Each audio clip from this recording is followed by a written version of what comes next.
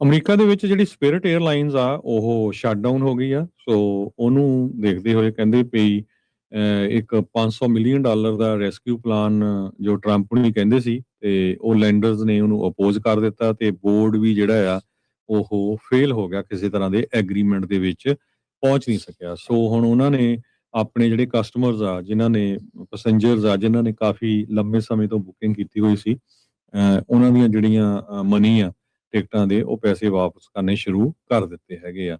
ਕਹਿੰਦੇ ਵੀ ਸਪਿਰਿਟ ਇੱਕਦਮ ਉਹਨਾਂ ਨੇ ਅਬਰਪਟਲੀ, ਜਿੱਦਾਂ ਇਮੀਡੀਏਟਲੀ ਇੱਕਦਮ ਹੀ ਜਿਹੜੀਆਂ ਫਲਾਈਟਸ ਆ ਉਹ ਪਿਛਲੇ ਸੈਚਰਡੇ ਮਾਰਨਿੰਗ ਨੂੰ ਕੈਂਸਲ ਕਰ ਦਿੱਤੀਆਂ ਸੀਗੀਆਂ ਪੂਰੇ ਅਮਰੀਕਾ ਦੇ ਵਿੱਚ, ਤੇ ਨਾਲ ਦੀ ਨਾਲ ਕਰੀਬੀਅਨਸ ਤੇ ਲੈਟਨ ਅਮਰੀਕਾ ਦੇ ਵਿੱਚ, ਕਿਉਂਕਿ ਫਾਈਨੈਂਸ਼ੀਅਲੀ ਉਹਨਾਂ ਦੀ ਸਿਚੁਏਸ਼ਨ ਕਾਫੀ ਬੈਡ ਆ। 4000 ਦੇ ਕਰੀਬ ਡੋਮੈਸਟਿਕ ਫਲਾਈਟਸ ਕੈਜੂਅਲ ਸੀਗੀਆਂ ਉਹਨਾਂ ਦੀਆਂ ਮਈ 15 ਨੂੰ। ਸੋ ਇਹ ਜਿਹੜਾ ਡਾਟਾ ਆ ਏਵੀਏਸ਼ਨ ਐਨਾਲਿਟਿਕਸ ਫਰਮ ਸੀਰੀਅਮ ਦੇ ਕੋਲੋਂ ਜਿਹੜਾ ਪ੍ਰਾਪਤ ਹੋਇਆ ਹੈਗਾ। ਬਹੁਤ ਸਾਰੇ ਜਿਹੜੇ ਕਸਟਮਰਸ ਆ ਜਿਨ੍ਹਾਂ ਨੇ ਕ੍ਰੈਡਿਟ ਕਾਰਡ ਜਾਂ ਡੈਬਿਟ ਕਾਰਡ ਯੂਜ਼ ਕੀਤੇ ਸੀ, ਉਹਨਾਂ ਨੂੰ ਉਦਾਂ ਹੀ ਜਿਹੜੇ ਪੈਸੇ ਆ ਉਹਨਾਂ ਦੇ ਰਾਹੀਂ ਵਾਪਸ ਕਰ ਦਿੱਤੇ ਗਏ ਹੈਗੇ ਆ। ਕੁਛ ਕੁ ਜਿਹੜੇ ਲੋਕ ਆ ਰਹਿੰਦੇ ਆ, ਉਹਨਾਂ ਦੇ ਵੀ ਉਹ ਕਹਿੰਦੇ ਅਸੀਂ ਪ੍ਰੋਸੈਸ ਕਰ ਰਹੇ ਹੈਗੇ ਆ। ਟਰੈਵਲਰ ਜੈਸਿਕਾ ਸਟੈਂਟਨ ਉਹਨਾਂ ਨੇ ਇਹ ਕਿਹਾ ਵੀ ਉਹ ਵੀਰਵਾਰ ਨੂੰ ਜਿਹੜੀ ਆ ਬੋਸਟਨ ਨੂੰ ਗਈ ਸੀ, ਮੈਸਾਚੂਸੇਟਸ ਨੂੰ, ਤੇ ਸਾਊਥ ਕੈਰੋਲੀਨਾ ਤੋਂ ਉਹਦੀ ਕਾਲਜ ਗ੍ਰੈਜੂਏਸ਼ਨ ਦੇ ਲਈ, ਤੇ ਸ਼ੁੱਕਰਵਾਰ ਨੂੰ ਉਹਨੂੰ ਈਮੇਲ ਆ ਗਈ ਵੀ ਜਿਹੜਾ ਰਿਟਰਨ ਟ੍ਰਿਪ ਸੀਗਾ ਤੇਰਾ ਉਹ ਕੈਂਸਲ ਹੋ ਗਿਆ ਹੈਗਾ। ਤੇ ਉਹ ਕਹਿੰਦੀ ਮੈਨੂੰ ਹਜੇ ਤੱਕ ਕੁਝ ਮਿਲਿਆ ਨਹੀਂ, ਨਾ ਹੀ ਪੈਸੇ ਮਿਲੇ ਆ। ਸੋ ਬਹੁਤ ਸਾਰੇ ਲੋਕ ਜਿਹੜੇ ਆ ਉਹ ਸਟਕ ਵੀ ਹੋ ਗਏ।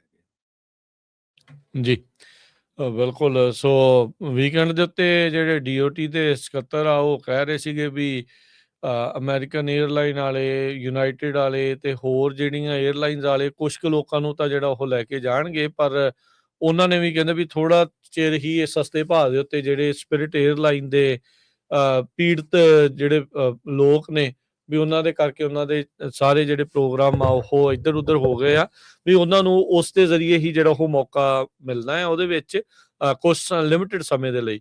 ਸੋ ਜੇ ਤੁਹਾਡੀ ਸਪਿਰਿਟ 에ਅਰਲਾਈਨ ਸੀ, ਤੁਹਾਡੀ ਫਲਾਈਟ ਵਗੈਰਾ ਜਿਹੜੀ ਉਹ ਹੁਣ ਆਬਵੀਅਸਲੀ ਕਿਉਂਕਿ ਸ਼ਟ ਡਾਊਨ ਹੀ ਹੋ ਗਈ ਆ 에ਅਰਲਾਈਨ, ਵੀ ਉਹ ਬੰਦ ਕੈਂਸਲ ਹੋ ਗਈ ਆ ਜਾਂ ਰੱਦ ਜਿਹੜੀ ਉਹ ਹੋਈ ਆ, ਤਾਂ ਇਹ ਵੱਖ-ਵੱਖ ਜਿਹੜੀਆਂ ਹੋਰ 에ਅਰਲਾਈਨਸ ਵਾਲੇ ਆ ਉਹਨਾਂ ਦੇ ਨਾਲ ਸੰਪਰਕ ਕਰਕੇ ਦੇਖੋ। ਉਹਨਾਂ ਨੇ ਸਪੈਸ਼ਲ ਪ੍ਰਾਈਸਿਸ ਜਿਹੜੀਆਂ ਸਪਿਰਿਟ 에ਅਰਲਾਈਨਸ ਦੇ ਪੀੜਤ ਲੋਕ ਆ ਉਹਨਾਂ ਦੇ ਕੋਲੋਂ ਜਿਹੜੀਆਂ ਉਹ ਉਹਨਾਂ ਦੇ ਲਈ ਲਾਈਆਂ ਹੈਗੀਆਂ ਆ।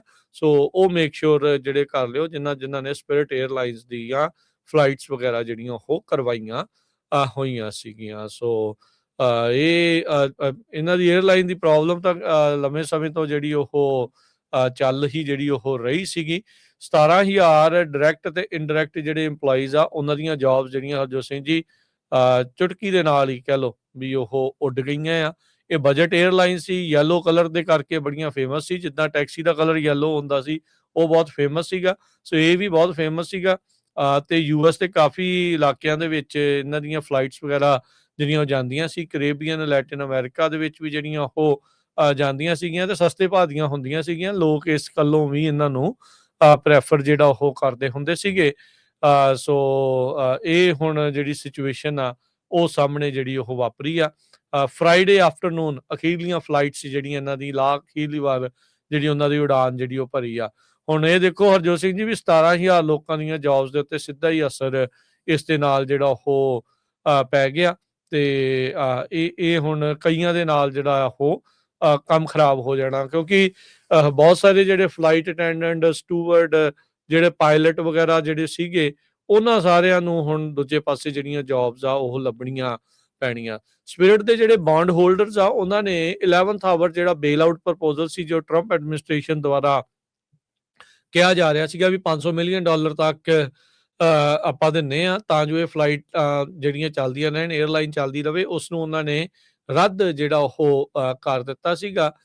ਤੇ ਕਹਿੰਦੇ ਵੀ ਡੀਲ ਦੇ ਨਾਲ ਇਹ ਹੋਣਾ ਸੀਗਾ ਵੀ ਸਰਕਾਰ ਬਾਕੀ ਬੌਂਡ ਹੋਲਡਰਸ ਦੇ ਕਲੇਮਸ ਤੋਂ ਅੱਗੇ ਜਿਹੜੀ ਉਹ ਆ ਜਾਣੀ ਸੀ, ਜਿਸ ਦੇ ਵਿੱਚ 90% ਸਟੇਕ ਬਣਦਾ ਸੀਗਾ 에ਅਰਲਾਈਨ ਦਾ। ਸੋ 90% ਜਿਹੜੀ 에ਅਰਲਾਈਨ ਆ ਉਹ ਸਰਕਾਰ ਦੇ ਕੋਲ ਆ ਜਾਣੀ ਸੀ। ਜੋ $500 ਮਿਲੀਅਨ ਰਹਿੰਦੇ ਤੇ ਬੌਂਡ ਹੋਲਡਰ ਕਹਿੰਦੇ ਵੀ ਨਾ ਭਾਈ ਇਹਨਾਂ ਨੂੰ ਵੇਚੋ ਤੇ ਜਿਹੜੇ ਵੇਚ ਵੱਟ ਕੇ ਸਾਨੂੰ ਮਿਲਦੇ ਆ ਉਹੀ ਜਿਹੜੇ ਉਹ ਲੈ ਲਓ। ਕਮਰਸ ਸਕੱਤਰ ਜਿਹੜੇ ਹਾਵਰਡ ਲੁਟਨਿਕ ਆ ਉਹਨਾਂ ਨੇ ਸਪਿਰਿਟ ਦੇ CEO ਡੇਵ ਡੇਵਿਸ ਨੂੰ ਜਿਹੜਾ ਕਾਲ ਕਰਕੇ ਜਿਹੜਾ ਉਹ ਦੱਸਿਆ ਵੀ ਭਾਈ ਡੀਲ ਜਿਹੜੀ ਉਹ ਨਹੀਂ ਬਣੀ ਹੈਗੀ ਤੇ ਬੌਂਡ ਹੋਲਡਰ ਤੇ ਸਰਕਾਰਸ far away from an agreement.